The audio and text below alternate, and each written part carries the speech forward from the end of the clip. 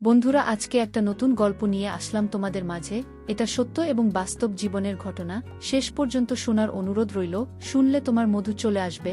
দেরি না করে চলো শুরু করা যাক। দিন আমার কাছে 15 বছর বয়সী একটি ছেলে হাজির হলো। সে এমন একটি ইচ্ছা প্রকাশ করুক যা শুনে আমি কিছুটা বিস্মিত হলাম। এত অল্প বয়সে এত সাহসের সঙ্গে নিজের মনের কথা বলতে পারা সত্যিই বিরল। আমি ভাবলাম তার কম বয়স ও সরলতার কথা বিবেচনা করে চুপ থাকাই ভালো হবে। তবে সে সময় আমার কিছুটা অর্থের প্রয়োজন ছিল। তাই মনে মনে ভাবলাম, এই ছেলেটি তো আমার কোনো ক্ষতি করতে পারবে না। এই ধরনের ব্যাপার সাধারণত 21 মিনিটের বেশি স্থায়ী হয় না। তাই এটাকে আমার জন্য একটা সুযোগ হিসেবে দেখা যেতে পারে।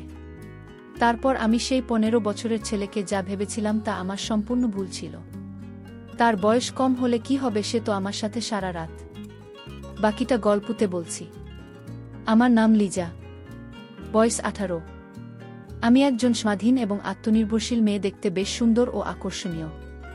ছোট্ট একটি শহরে থাকি, যেখানে সবাই সবাইকে চেনে। আমার বাবা মা অনেক ছোটবেলাতেই মারা গেছেন, তাই একা থাকার অভ্যাস গড়ে তুলেছি। জীবনের সরল ধারা বজায় রেখে চলতে পছন্দ করি। নিজেকে নিয়ে অহংকার করার কোনো প্রয়োজন বোধ করি না। শহরের বাইরে আমার শান্তিপূর্ণ একটি বাড়ি আছে, যেখানে গাছপালা ও ফুলের বাগান রয়েছে। সকালে যোগ ব্যায়াম করি এবং বাগানের যত্ন নিই। আর্থিক অবস্থা খুব একটা ভালো না হলেও পরিশ্রম চালিয়ে যাচ্ছি। বই আমার প্রিয় সঙ্গী, বিশেষ করে রোমাঞ্চকর প্রেমের গল্প। একা থাকি বলে ঘরের সব কাজ নিজেই করি। সেদিন একটু গরম ছিল, তাই কিছুক্ষণ বিশ্রাম নিচ্ছিলাম। এমন সময় দরজায় হালকা করা নাড়ার শব্দ হল। দরজা খুলতেই দেখি পাশের বাড়ির ছেলে আবির দাঁড়িয়ে আছে। আবির মাঝে মধ্যে আমার বাড়িতে আসে। আমাদের মধ্যে ভালো বোঝাপড়া রয়েছে। আমাদের বাড়ির আশপাশে প্রায় একটি ছেলে ঘুরে বেড়ান। বয়স খুব বেশি হলে 15 বছর হবে। তার চোখে কৌতূহলের ঝিলিক ছিল, যে অনেক কিছু বলতে চায় কিন্তু বলতে পারছে না। একদিন সেই ছেলেটি এসে বলল, দিদি, আপনার কাছে আমার কিছু প্রয়োজন। তার চোখে এক ধরনের উত্তেজনা ছিল, যে কিছু লুকোতে চাইছে। আমি তাকে ঘরে আসতে বললাম এবং জিজ্ঞেস করলাম, তোমার কি প্রয়োজন? ঘরে ঢোকার পর তার চোখে কিছুটা অদ্ভুত ঝিলিক লক্ষ্য করলাম। সে এমনভাবে তাকাচ্ছে যেন কিছু বলতে চায়, কিন্তু বলতে পারছে না। তার দৃষ্টি বারবার আমার দিকে যাচ্ছিল, যা আমাকে কিছুটা অস্বস্তিতে ফেলেছিল। তারপর সে বলল, আমি একা থাকি এবং আপনার সঙ্গে একান্তে কথা বলতে চাই। আমি আপনাকে কোনো অসুবিধায় ফেলবে না, বরং আপনার প্রয়োজনে সাহায্য করব। আমি ছেলেটিকে মাথা থেকে পা পর্যন্ত একবার দেখে নিলাম। উচ্চতায় বেশ লম্বা হলেও বয়সে খুব কম। আমি বিনয়ের সঙ্গে জানিয়ে দিলাম, তুমি এখনো ছোট এবং আমি মনে করি না তোমার বয়স এই ধরনের কাজে উপযুক্ত। কিন্তু সে হেসে বলল, আমি ছোটবেলা থেকেই অনেক অভিজ্ঞতা পেয়েছি। মাত্র 10 বছর বয়স থেকেই কাজকর্ম করছি। আমার কোনো পরিবার নেই। আমি একাই সব কিছু সামলাই। আমাকে বিশ্বাস করুন, আমি আপনাকে নিরাশ করব না, বরং আপনার প্রত্যাশা পূরণ করতে পারব। তার কথা শুনে আমি সত্যিই বিস্মিত হলাম। এই ছোট্ট ছেলেটি এত কিছু কেমন করে বলছে? বুঝতে পারছিলাম। আমি জিজ্ঞেস করলাম, তোমার বাবা মা কোথায়? সে বলল, আমি একা, বাবা মা নেই। অনেক ঘুরে বেরিয়েছি, এবার এই কাজ শুরু করেছি এবং ভালোই চলছে। এখন আমি এই কাজটা আরও বাড়াতে চাই। তাই আপনার সঙ্গে কথা বলতে এসেছি। যদি আপনি সাহায্য করেন তবে আপনার উপকারে আসতে পারব। তার এই কথা শুনে আমি অবাক হলাম। আসলে আমারও এমন একজন সহকারীর প্রয়োজন ছিল, যে ছোটখাটো কিছু কাজ সামলে দিতে পারবে। তাই তার প্রস্তাব গ্রহণ করলাম। পরবর্তী সময়ে সে আমাকে একটি চুক্তির প্রস্তাব দিল। চুক্তি অনুযায়ী প্রতি মাসে কিছু অর্থ প্রদান করবে, যা আমার জীবিকার জন্য সহায়ক হবে। তবে মনে মনে ভাবলাম, যদি কোনো কারণে সময়মতো অর্থ দিতে না পারে তবে আমার জন্য সমস্যা হতে পারে। তবে ছেলেটি মাত্র 15 বছরের এবং সহজেই তাকে প্রয়োজন অনুযায়ী পরিচালনা করতে পারব। এইভাবে চুক্তি পাকাপাকি করলাম। আমি একা ছিলাম, তাই দোকানটি তাকে ভাড়া দিয়ে দিলাম। সে বল দোকানে সে থাকতে চায়, কারণ তারা বড়জোর বলতে কেউ নেই। এতদিন রাস্তার উপর কাজ করত, এখন দোকানে সেটি চালাবে। এতে আমার আপত্তির কিছু ছিল না। তাকে বললাম, ঠিক আছে, শুধু সময় মতো টাকা দিয়ে দিও। এরপর সে দোকানে নারীদের ব্যবহারের কিছু সামগ্রী এনে সাজিয়ে রাখুন। কিছুদিনের মধ্যেই তার ব্যবসা জমে উঠল। সারাদিন দোকান খোলা রাখতে এবং অনেক মহিলা তার দোকানে কেনাকাটা করতে আসতেন। রাত হলে দোকানে ঘুমিয়ে পড়ত। দীর্ঘদিন ধরে দোকানটি খালি ছিল। আগেও কয়েকবার দোকানটি ভাড়া দিয়েছিলাম, কিন্তু কেউ বেশি দিন এখানে থাকতে পারেনি। সবাই বলতো এই জায়গাটা ব্যবসার জন্য উপযুক্ত নয়। এমনকি আমি ভেবে নিয়েছিলাম দোকানটি আর কেউ ভাড়া নেবে না, কিন্তু এই ছেলেটি শুধু ভাড়াতেই ছিল না, বরং দোকানটির চালিয়ে বেশ জমিয়ে তুলেছে।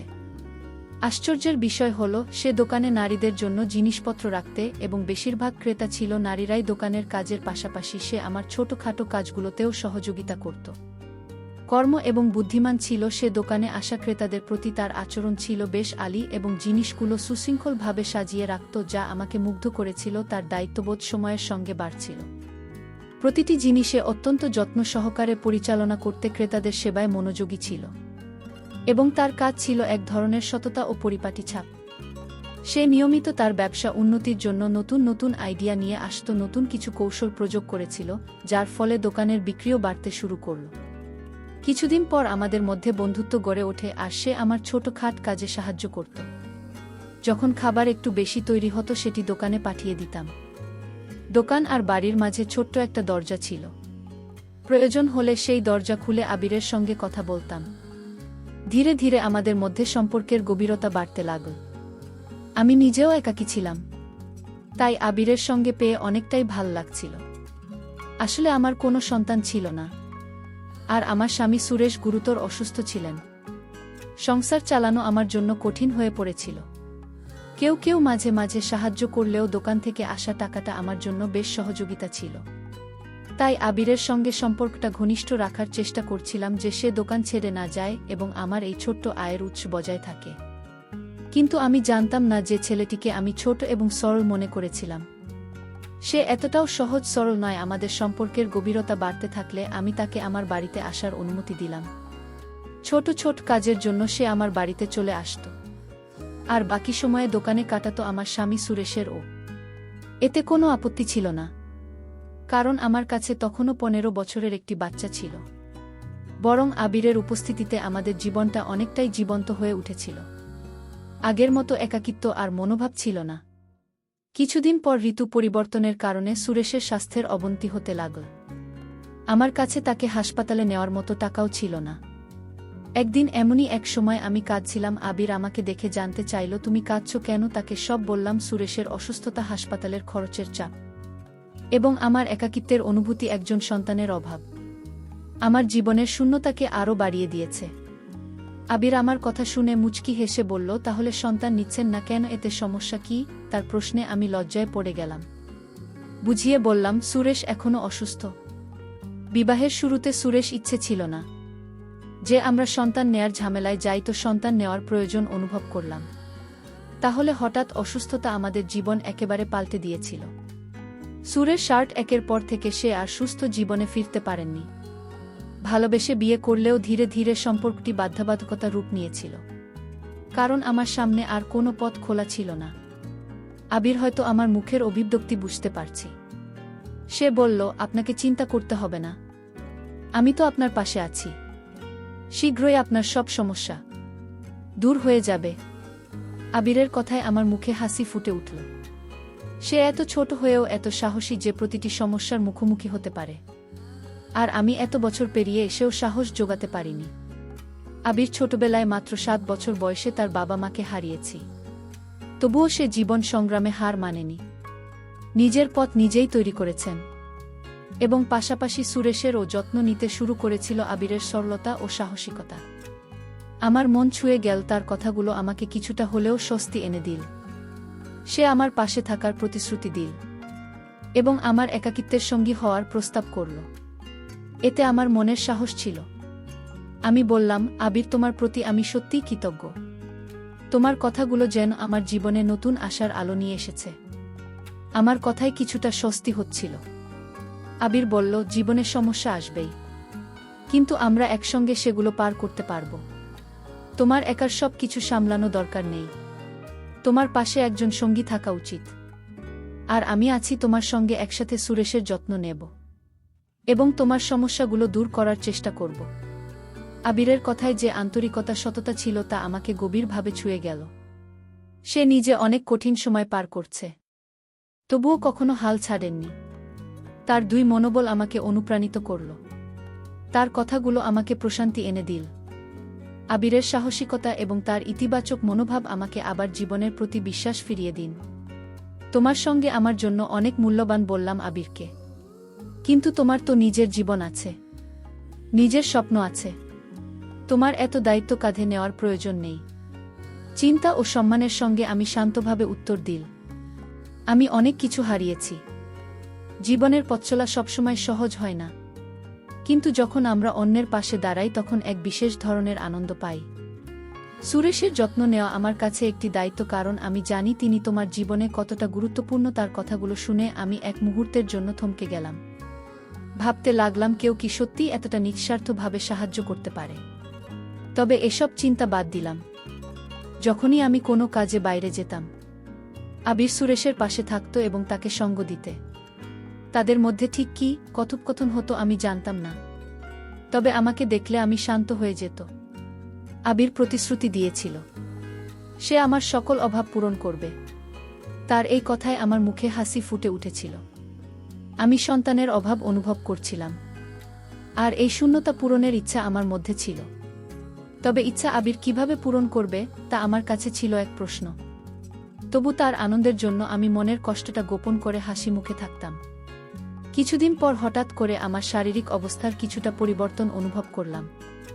অসুস্থ হয়ে পড়লে আবিরে আমাকে চিকিৎসকের কাছে যাওয়ার পরামর্শ দিন এবং অর্থ সহায়তা দিন। চিকিৎসকের কাছে গেলে জানা গেল আমি মা হতে চলেছি। এটা শুনে যেন মাথার উপর আকাশ ভেঙে পড়ল। এটা কিভাবে সম্ভব? আমি কাঁপা হাতে রিপোর্ট নিয়ে বাড়ি ফিরলাম। ভয় সুরেশকে বিষয়টি জানালে সে মুচকি হেসে বলল, এটা তো সম্ভব, হয়তো আমি এখন একজন সন্তানের বাবা হওয়ার জন্য প্রস্তুত। যদি ঈশ্বর আমাদের এই সুখবর দিয়ে থাকেন, তাহলে হাসি মুখে গ্রহণ করো। সুরেশের কথায় আমি অবাক হয়ে গেলাম। সত্যিই কি আমি সুরেশের সন্তানের মা হতে যাচ্ছি? এটা বিশ্বাস করা কঠিন ছিল, কারণ তার স্বাস্থ্যগত কোনো উন্নতি দেখা যাচ্ছিল না। তবু আমি মেনে নিলাম যে হয়তো আমি সুরেশের সন্তানের মা হতে চলেছি।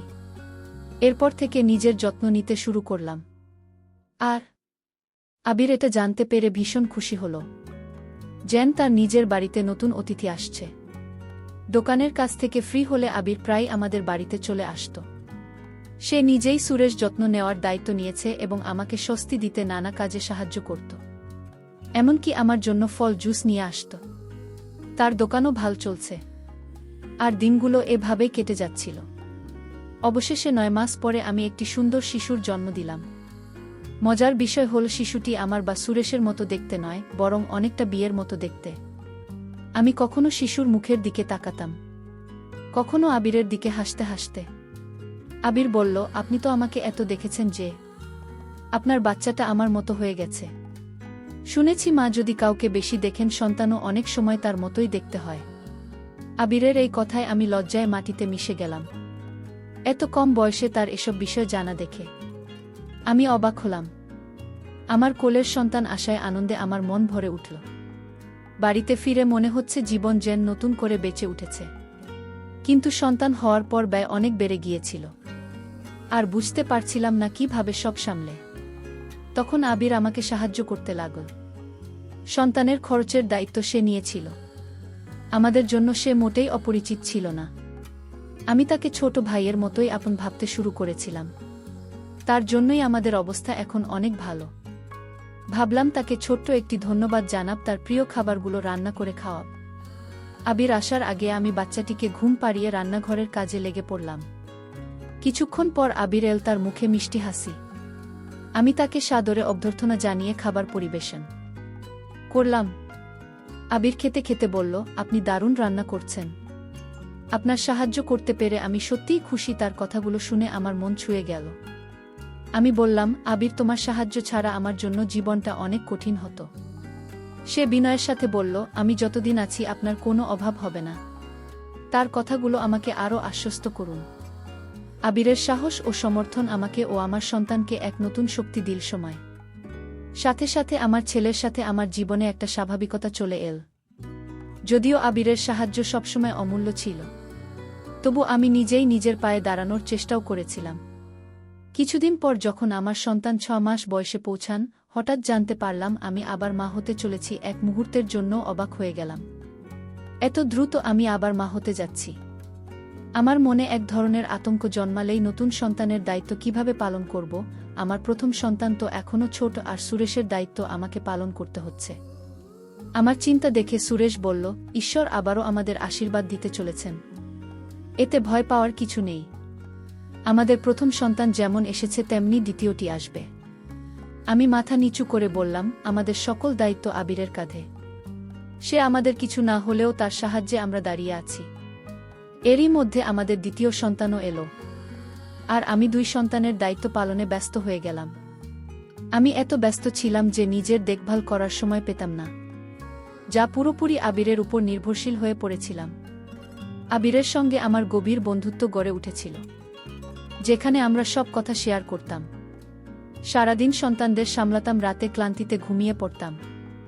আবির অনেক সময় সন্তানদের ঘুম পাড়াতে অল্প বয়সে এসে আমাদের পরিবারের দায়িত্ব নিয়েছি, যা আমাকে অবাক করত। আবির কখনো অভিযোগ করত না, বরং আনন্দ নিয়ে দায়িত্ব পালন করত, যা আমার জন্য ছিল শান্তির। তবে মাঝে মাঝে মনে হতো তাকে এত বোঝা দেওয়া ঠিক না। একদিন আবির এসে বলল, আপনি আমাকে পর ভাববেন না, আমি সব করতে পারি। তার এই কথাগুলো আমাকে আশ্বস্ত করত। 3 সন্তানের মা হয়ে আমার জীবন বদলে গিয়েছিল। ভেতরের পুরনো খালি ভাবটা মুছে গিয়েছিল। এই বাচ্চাগুলো আমাকে দাও, তুমি শান্তিতে ঘুমাতে পারবে।